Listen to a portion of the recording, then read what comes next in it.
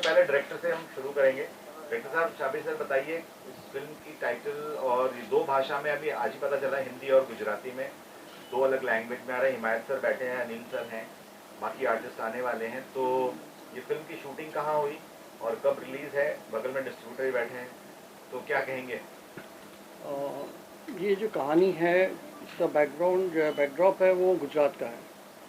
और इस वजह से हम लोगों ने कुछ पोर्शन गुजरात में शूट किया और कुछ बॉम्बे में शूट किया।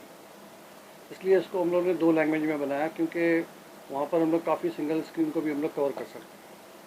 क्योंकि अब जो है वहाँ पर मतलब काफ़ी इंटीरियर में जो है मल्टीप्लेक्स वगैरह तो है नहीं, इसलिए हम लोगों ने सोचा इसको गुजराती में भी बनाते हैं। और हिंदी तो है ही, मतलब तो हिंदी में काफ़ी मतलब कवरेज हो जाएगा। तो जैसा टाइटल है द रियल एनकाउंटर, तो एनकाउंटर किसका हो गया है और किससे इंस्पायर्ड है ये कहानी, इसके बारे में कुछ बताइए। देखिए, ये एक इनकाउंटर हुआ था गुजरात में, जो काफ़ी मतलब चर्चा में रहा और करीब करीब 8-10 साल तक उसके केसेस वगैरह चलते रहे। तो उसके इंस्पायर्ड होकर हम लोगों ने एक ड्रामेटाइज़ किया कहानी को, और हमारे प्रोड्यूसर हैं, उन्होंने ही कहानी बनाई। उनका ही आइडिया था कि इसको ड्रामेटाइज़ करते हैं कि किस तरीके से जो है आपके जो इंस्पेक्टर्स होते हैं, जो फील्ड में काम करते हैं, जो इनकाउंटर करते हैं, उनके पीछे जो कंट्रोल रूम में होते हैं, और फिर पॉलिटिकली क्या क्या प्रॉब्लम्स होते हैं। तो हर एक की सिचुएशन अपनी अपनी अलग होती है। तो कोशिश की हम लोगों ने कि उन लोगों के कैसे कैसे क्या क्या प्रॉब्लम्स होते हैं, उसको दिखाने की कोशिश की। तो ये एक जो इनकाउंटर से उससे इंस्पायर होकर हम लोगों ने इसको बनाया। हिमायत सर, आपने बहुत इंपॉर्टेंट रोल है आपके फिल्म में, किरदार के बारे में कुछ बताइए। किरदार, हाँ, कमिश्नर अभिनेता एक ऐसा होता है जो हर किरदार निभाना अच्छी तरह से जानता है। मेरा ठीक है, हाँ हाँ, कोई नहीं। तो डायरेक्टर मेरे बहुत ही पुराने स्विच ऑफ है, स्विच ऑफ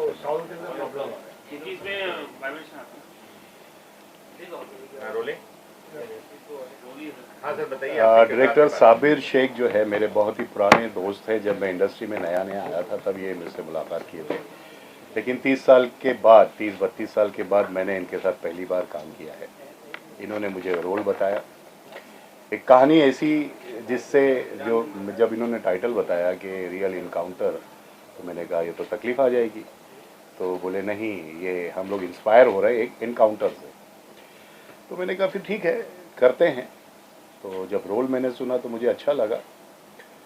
और आप सब लोग तो जानते हैं कि जब इस तरह की कहानी होती है और पुलिस वाले जब इसको अंजाम देते हैं, वो मजबूरी में हो जाता है। जैसा मेरे किरदार में आपने देखा होगा कि ऑर्डर तो मैं देता हूँ, लेकिन अब मजबूरी ऑफिसर्स के सामने क्या होती है, उसके वजह से वो इनकाउंटर कर लेते हैं।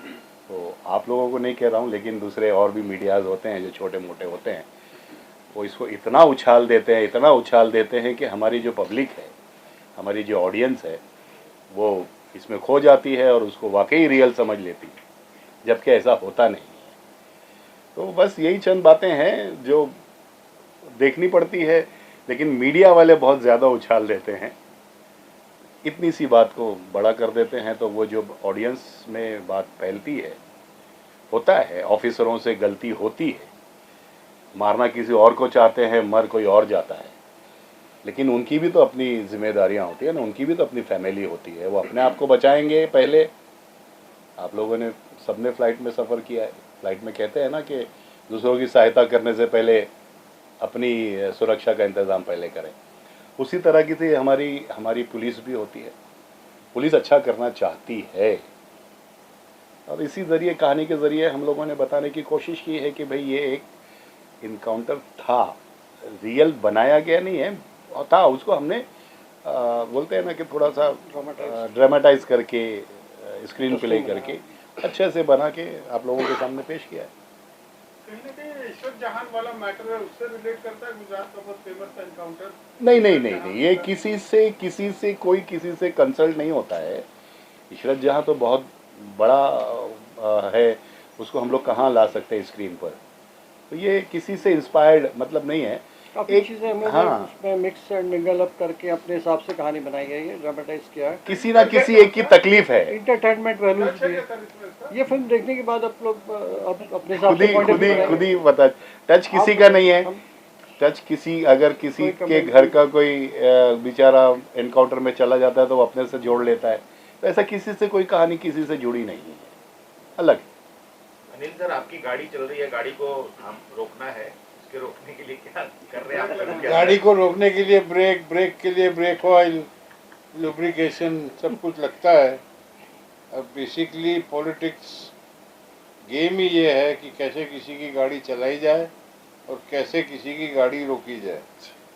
बहुत इंटरेस्टिंग गेम है, बड़ा इंटरेस्टिंग कैरेक्टर था जो कि पॉलिटिशियन बनने में बहुत मज़ा आता है, पावर की फीलिंग आती है। जैसे जज की चेयर पर बैठ के जज फील होता है आपको अपने पावर की कि इसको आप जेल भेज सकते हैं, छोड़ सकते हैं, वो एहसास होता है। वैसा ही इस फिल्म में काम करके बहुत मज़ा आया। साबिर भाई से तो बहुत पुरानी पहचान है, जब इन्होंने कहा कि आपको आना है और अपने को ये करना, हमने कहा ज़रूर करेंगे। और वाकई अच्छी लाइनें थी, अच्छे डायलॉग थे, अच्छा सीन था, मज़ा आया।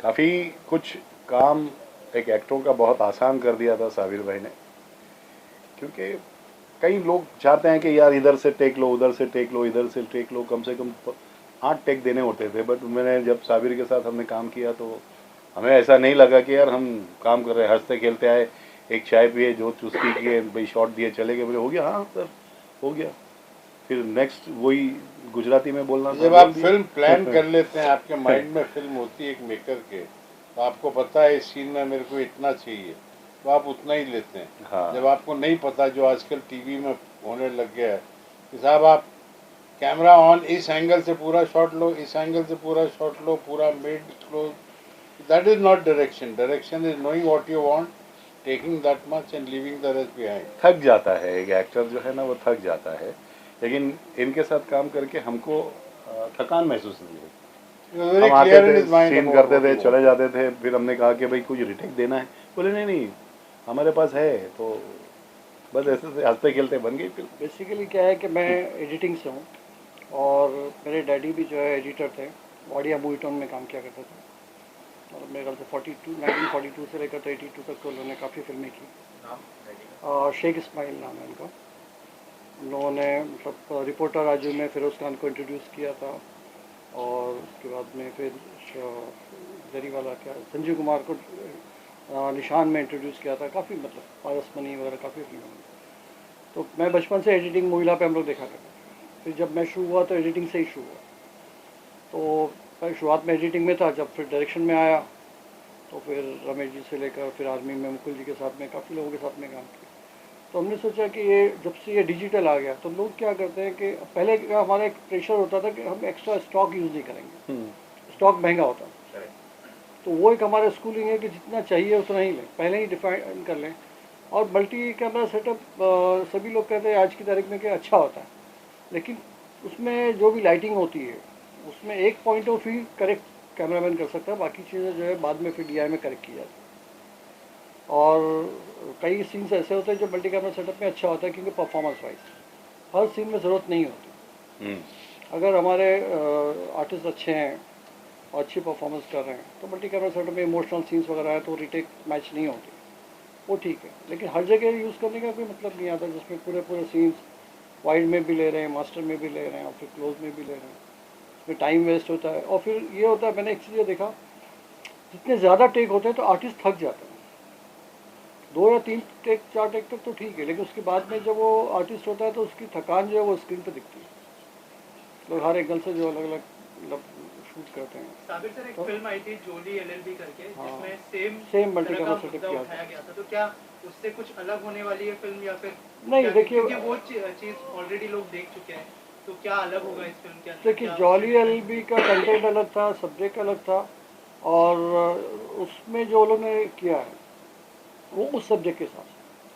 हमेशा क्या होता है कि मैं कभी भी किसी को मतलब ये टाइप नहीं होना चाहिए, क्योंकि हर सब्जेक्ट के लिए देखिए, पहले के लोग जैसे हम लोग सब्जेक्ट के हिसाब क्या से कुछ पैकेज परोस रहे हैं सर आप? सर मैं क्या बता रहा हूँ इसमें, ये जैसे मैं भी कमर्शियल सिनेमा से ही हूँ, तो इसमें सारी चीज़ें जहाँ पर जैसे पुलिस की जो मैंने देखा कि उनकी बेबसी है वो भी है उसमें। उनको ऑर्डर्स दिए जाते हैं, वो ऑर्डर्स को फॉलो करते हैं और ड्यूटी को जो ओबे करने के बाद में उनके साथ में क्या होता है, तो ये उनकी एक मजबूरी है।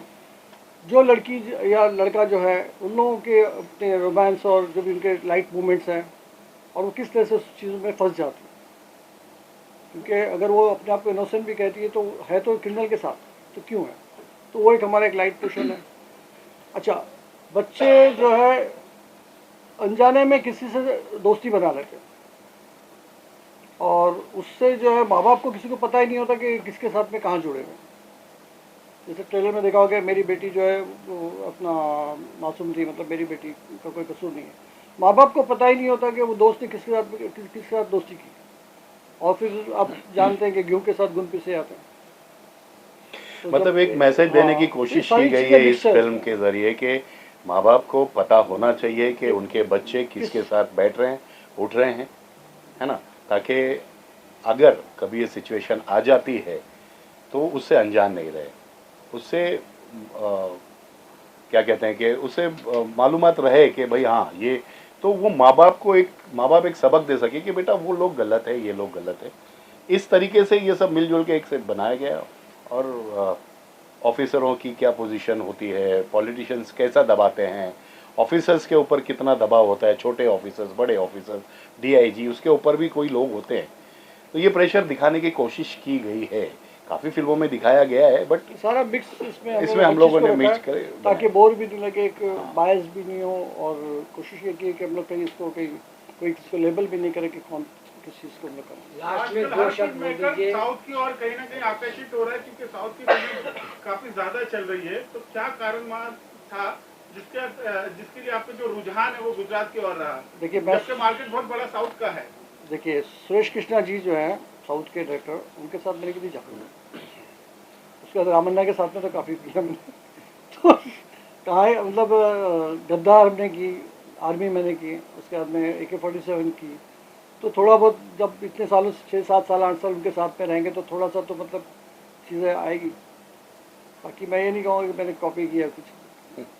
और फिर जो हमारे एक्शन वाले थे वो भी रामन्ना के साथ में एसोसिएट में काफ़ी काम किया उन्होंने। साउथ से एक चीज़ ये सीखी मैंने कि बहुत डिसिप्लिन होता है और काम से काम लोग रखते हैं। काफ़ी हमारे यहाँ बोलना नहीं चाहिए, हर आदमी दूसरे को काम सिखाता है, इससे बेहतर है कि अपना अपना काम करें। तो वो उस वजह से जो है वो लोग बहुत डिसिप्लिन होते हैं। उन्होंने काफ़ी साउथ में काम किया है। लेकिन सर पहले आप बता रहे हैं स्टॉक पे शूट होता था, अभी डिजिटल पे शूट हो रहा है, तो इसमें हमारा इंडस्ट्री में कुछ फर्क पड़ा है? फ़र्क पड़ा ना, बहुत बहुत पड़ा। फर्क पड़ा। देखिए क्या होगा कि सबसे पहली बात तो क्या, डायरेक्टर और कैमरामैन इन लोगों के लिए बहुत इजी हो गया कि हमको ये सोचना नहीं है कि कितना स्टॉक का कॉस्ट है। पहली बात, आर्टिस्ट अगर 5 की जगह 6 रिटेक दे तो कोई टेंशन नहीं है, आर्टिस्ट अच्छे से अच्छा काम करता है। कैमराज हैंडी हो गए, कई चीज़ें ऐसी है कि हम लोग लो लाइट पे काम कर सकते हैं, बहुत सारे बेनिफिट्स हैं उसके। दूसरी बात यह कि हम ऑन द स्पॉट उसको एडिट करके इमीडिएटली ऑन द स्पॉट, मतलब डेवलपिंग प्रिंटिंग का चक्कर नहीं है कि हम लैब में जाएंगे डेवलप होंगे क्या होगा देखेंगे। VFX के लिए हमारी काबिल, देखिए न्यू टेक्नोलॉजी जब मतलब जब शुरुआत में मैंने मीडिया कंपोजर सीखा था एविड, तो लोग बोल रहे थे कि ये नहीं होगा, कोडेक कंपनी आएगी, इतनी बड़ी कंपनी थोड़ी बंद हो जाएगी। लेकिन क्योंकि फॉरेन में आ चुका था, फिर मैं ग्राफिक्स के लिए भी कुछ कोर्सेस वगैरह की, तो आज जो है उसके बहुत सारे बेनिफिट्स हैं। ऑन द स्पॉट आप यू कैन विजुअलाइज एनीथिंग, आप जो है आपका विजुअलाइजेशन जो है बहुत बढ़ जाता है, तो बेनिफिट तो है। Thank you sir, thank you so much and all the best. अच्छा ये पवन सबसे पहले तो साबिर भाई को बहुत बहुत मुबारकबाद और इतना अच्छा लगा और मुझे बड़ी खुशी हुई। तू आ जा इधर लेकिन साबिर भाई को मैंने बोला था कि मैं 6 बजे तक पहुंच जाऊँ, मेरे ख्याल में डॉट टाइम पे मैं पहुंचा। तो खुशी इस बात की है कि फिल्म रिलीज़ हो रही है, सबसे बड़ी बात। फिल्में तो बन जाती हैं और न जाने कितनी फिल्में बनी हैं, लेकिन रिलीज़ होना बड़ा मुश्किल हो जाता है। तो रिलीज़ हो रही है फिल्म, इसकी बहुत खुशी है और मेरी तरफ से बहुत बहुत दुआएँ, शुभकामनाएँ, मुबारकबाद, सारी चीज़ें। फिल्म टाइम पे रिलीज़ हुई है और बहुत ही गिवन डेट्स पे इन्होंने शूटिंग कंप्लीट की है, सबसे अच्छी बात है। और बहुत ही स्मूथ शूटिंग हुई है। और जब मुझे ये रोल सुनाया गया तो मुझे बहुत अच्छा लगा, क्योंकि जनरली मुझे जिस तरह के रोल मिलते हैं वो आपको मालूम है ना। कोई इंस्पेक्टर दे दिया, कुछ कॉमेडी हो इस तरह का, लेकिन इसमें थोड़ा सा एक लड़की के बाप का रोल है जो इमोशन है, जिसमें सीरियसनेस है। और मेरी बेटी जो है वो जो है एक शिकार होती है, धोखे का शिकार होती है, गलत लड़के के करके उसका मर्डर होता है, इनकाउंटर होता है। तो जिस तरह का ट्रेलर भी बता रहा, दर्शा रहा है, तो इस तरह के इनकाउंटर्स नहीं होने चाहिए। एक तरह से ये भी सबक है। और मेरी बस आप लोगों की गुजारिश है, मीडिया पर्सन अगर आज मीडिया वाले ही है जो फिल्मों को भी बहुत ज़्यादा प्रमोशन करते हैं, जितना ज़्यादा आप अच्छा लिखेंगे और जितनी ज़्यादा तारीफ करेंगे उतना ही अच्छा लिखेंगे। अपने रोल के बारे में बताइए सर, किस तरह का आपका रोल? मेरा रोल बोला बताया ना मैंने, थोड़ा लड़की के बाप का रोल, हीरोइन के बाप का रोल। किस तरह से हम उस लड़के पे बिलीव करते हैं, भरोसा करते हैं और अपनी लड़की की शादी उससे करवा देते हैं और लेके जाता है उसको कहाँ उसने गलत राह पे उसको लगा दिया। उस तरह से जो कि हमारी बेटी का इनकाउंटर होता है, उसी सदमे में मेरी मौत भी हो जाती है। तो बहुत अच्छा इमोशनल था और मुझे करने में मज़ा इसलिए भी आया क्योंकि इस तरह के कोर्स मुझे बहुत कम मिलते हैं, तो आई एंजॉय करूँ। सर साबिर सर के साथ काम करके आपको कैसा लगा? आपने बहुत बड़े महान डायरेक्टर के साथ किया है। नहीं, मेरा तो ये रहता है कि डायरेक्टर कोई भी हो, जब हम चाहे वो साबिर साहब हो या फिर कोई बहुत बड़ा डायरेक्टर राजकुमार संतोषी या ईरानी क्यों ना हो, तो हम अपना काम पूरा ईमानदारी से करते हैं और पूरी इज्जत देते हैं डायरेक्टर को। आप पूछ सकते हैं साबिर भाई से कि भाई डायरेक्टर इज़ द कैप्टन, तो वो जैसा बोलेगा वैसा करना और पूरी ईमानदारी के साथ करते हैं। तो साबिर भाई बहुत अच्छे रहे, बहुत प्यारे, स्मूथ, बहुत ही शांत, काम एंड क्वाइट। इन्होंने इस तरह से काम किया है, उन्होंने बहुत मोहब्बत से, बहुत प्यार से और सिंसियरिटी के साथ काम किया है और वो देखने को मिलता है। ट्रेलर भी दिख रहा है, ट्रेलर भी देखेंगे आप, भी बहुत अच्छी। मुश्ताक सर, जैसे इस फिल्म के अंदर एक दिखाया गया है, अभी तक तो सब कुछ सही दिखाया है, लेकिन इसमें एक बार बार ये सुनने में आ रहा है मीडिया को फेक दिखाया है। तो आपको लगता है कि मीडिया फेक? जो मामला आता है उसमें बताया गया है कि फेक मीडिया ने उछाला है। हाँ, फेक मीडिया ने उछाला है, तो मीडिया फेक का सर आपके हिसाब में से नहीं आ रहा है।